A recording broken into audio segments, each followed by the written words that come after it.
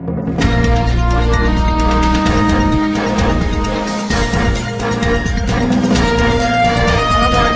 wabarakatuh. Saya Abdul Kasim dari Jakarta Selatan. Hari ini Sabtu, tanggal 13 Februari 2021 tepat pukul 7.00 waktu Indonesia Barat. Berada di Desa Lubuk Sepang, Kecamatan Pulau Pinang. Menginformasikan telah terjadi jalan amblas, longsor. Bisa kita lihat di sebelah kanan. Jadi kami dari jajaran Satlantas Polres Lahat membuat jalan alternatif satu jalur. Untuk sementara yang dari Pagar Alam bisa ke arah Lahat, yang dari arah Lahat kita arahkan melewati Gumai Ulu. Inilah yang dapat kami informasikan. Untuk informasi lebih lanjut akan kami laporkan kembali.